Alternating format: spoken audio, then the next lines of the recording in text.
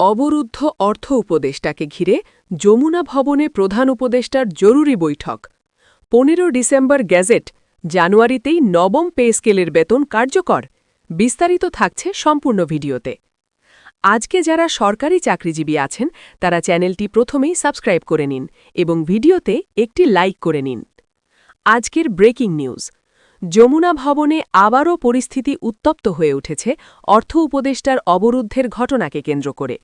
সারা দিনের অস্থিরতার মধ্যেই প্রধান উপদেষ্টা সিদ্ধান্ত নেন যে আর কোনো বিলম্ব না করে আজই নতুন করে বৈঠকে বসবেন সচিব এবং সংশ্লিষ্ট উচ্চপদস্থ কর্মকর্তাদের সঙ্গে। দীর্ঘ সময় অপেক্ষা, নানামুখী আলোচনার পর আজকের বৈঠককে অনেকেই মনে করছেন সবচেয়ে গুরুত্বপূর্ণ এবং সবচেয়ে দৃঢ় অবস্থান থেকে নেওয়া একটি সিদ্ধান্তের সূচনা। প্রধান উপদেষ্টা বৈঠকের শুরুতেই স্পষ্ট করে জানিয়ে দেন, নবম জাতীয় পে স্কেল নিয়ে আর কোনো তালবাহানা তিনি বরদাস্ত করবেন না, বরং জাতীয় স্বার্থে এবং কর্মচারীদের দীর্ঘদিনের ন্যায্য দাবির প্রতি শ্রদ্ধা রেখে দ্রুততম সময়ে এর বাস্তবায়ন এখন সরকারের প্রধান টার্গেট। তিনি বলেন, আমরা ইতিমধ্যে যথেষ্ট সময় নষ্ট করেছি, এখন আর দেরি করার সুযোগ নেই।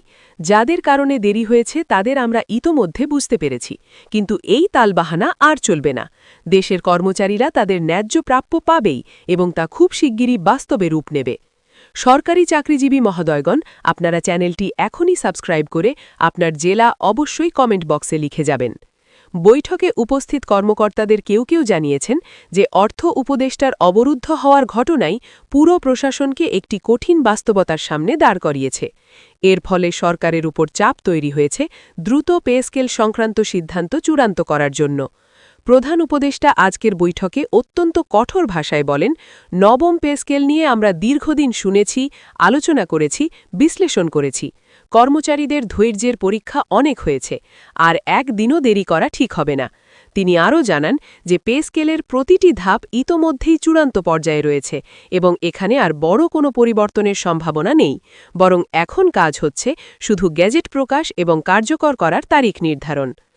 আজকের বৈঠকে প্রধান উপদেষ্টার বক্তব্যের সবচেয়ে আলোচনাযোগ্য অংশ ছিল ১৫ ডিসেম্বর গেজেট প্রকাশের স্পষ্ট ইঙ্গিত। তিনি বলেন, আমরা আলোচনায় অনেকটা পথ এগিয়েছি, এখন দেশের প্রায় ১৫ লাখ সরকারি কর্মকর্তা কর্মচারীর স্বপ্ন পূরণের সময় এসেছে। তাই আশা করছি ১৫ ডিসেম্বরের মধ্যেই নবম জাতীয় পে স্কেল সম্পর্কিত গেজেট প্রকাশ করা সম্ভব হবে। তার এই বক্তব্যের পর বৈঠক কক্ষে উপস্থিত সবাই এক ধরনের স্বস্তি অনুভব করেন যে এবার আর কোনোভাবেই বিষয়টি পিছিয়ে যাওয়ার সুযোগ নেই। পাশাপাশি প্রধান উপদেষ্টা আরও জানান, নতুন পে স্কেলের বেতন তালিকা জানুয়ারির প্রথম সপ্তাহ থেকেই কার্যকর করার পরিকল্পনা রয়েছে। যদিও তিনি ইঙ্গিত দেন, জানুয়ারির প্রথম সপ্তাহেই সবার বেতন নতুন কাঠামো অনুযায়ী সমন্বয় করা হবে, যা সরকারের প্রতিশ্রুতি রক্ষার একটি বড় পদক্ষেপ হিসেবে বিবেচিত হবে। ভিডিওটির এই মুহূর্ত পর্যন্ত এসে যারা চ্যানেলটি এখনও সাবস্ক্রাইব করেননি তারা দয়া করে চ্যানেলটি সাবস্ক্রাইব করুন। বৈঠকের আরেকটি গুরুত্বপূর্ণ দিক ছিল প্রধান উপদেষ্টার কঠোর হুঁশিয়ারি। তিনি বলেন, কিছু স্বার্থান্বেষী মহল ইচ্ছাকৃতভাবে পে স্কেলের কাজ পিছিয়ে দেওয়ার চেষ্টা করেছে, কিন্তু এখন সময় এসেছে জনগণের সামনে সত্য তুলে ধরার এবং তাদের ন্যায্য অধিকার নিশ্চিত করার। আজকে আমি পরিষ্কার করে বলছি, নবম জাতীয় পে স্কেল বাস্তবায়ন নিয়ে আর কোনো জটিলতা সৃষ্টি করা হলে কঠোর ব্যবস্থা নেওয়া হবে। তার এই বক্তব্য থেকেই বোঝা যায় যে প্রশাসন এখন আর কোনো চাপ বা গোষ্ঠী স্বার্থের কাছে মাথা নত করবে না, বরং দেশের কর্মচারীদের কথা ভেবেই তারা তালবাহানা বন্ধ করে দ্রুত বাস্তবায়নের পথে অগ্রসর হবে। যমুনা ভবনে দিনের আলোচনায় আরও উঠে আসে দলের ভেতর বাইরের কিছু অস্পষ্টতা, যেগুলো এতদিন পে স্কেল বাস্তবায়ন বাধাগ্রস্ত করছিল। প্রধান উপদেষ্টা এসব বিষয় পরিষ্কার করতে সচিবদের বিভিন্ন প্রশ্ন করেন এবং প্রত্যেককে তাদের দায়িত্ব ঠিকমতো পালনের নির্দেশ দেন। তিনি বলেন, এখন সবার একটাই লক্ষ্য, নবম জাতীয় পে স্কেল বাস্তবায়ন। দেশের কর্মচারীরা আমাদের দিকে তাকিয়ে আছে, তাদের আমরা নিরাশ করতে পারি না। অধিবেশনে একই ধরনের বক্তব্য দেন কয়েকজন সচিবও।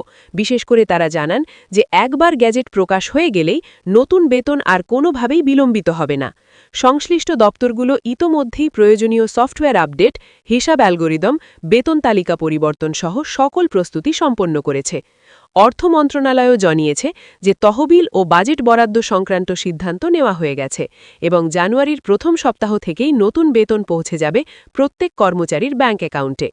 বৈঠক শেষে যমুনা ভবনের বাইরে সাংবাদিকদের ভিড় জমে যায়। সবাই জানতে চান আজকের বৈঠকে কী সিদ্ধান্ত হল। প্রধান উপদেষ্টা বৈঠক কক্ষ থেকে বের হয়ে সংক্ষেপে বলেন, যা কিছু শুনেছেন সব কিছুই সত্যের কাছাকাছি। আগামী কয়েকদিনের মধ্যেই আপনারা দেখতে পাবেন বড় ঘোষণা। আমরা জনগণের পাশে আছি, কর্মচারীদের দাবির পক্ষে আছি। প্রধান উপদেষ্টার এই মন্তব্যের পর পুরো দেশের কর্মচারীদের মাঝে নতুন আশার সঞ্চার হয়েছে। দীর্ঘ সময় ধরে আন্দোলন, কর্মসূচি, অবরোধ এবং আল্টিমেটামের পর এবার তারা সত্যিই বাস্তবায়নের দোরগোড়ায় এসে দাঁড়িয়েছে। বিশেষজ্ঞরা মনে করছেন আজকের বৈঠক ছিল সবচেয়ে যুগান্তকারী, কারণ এখানে শুধু প্রতিশ্রুতিই দেওয়া হয়নি, বরং একটি স্পষ্ট সময়সীমা ঘোষণা করা হয়েছে, যার ফলে এবার আর পিছিয়ে যাওয়ার সুযোগ নেই। যমুনা ভবনে যে উত্তেজনা, চাপ আর কঠোর অবস্থান দেখা গেছে, তা থেকেই বোঝা যাচ্ছে দেশের সরকারি ব্যবস্থাপনায় নতুন অধ্যায় শুরু হতে যাচ্ছে।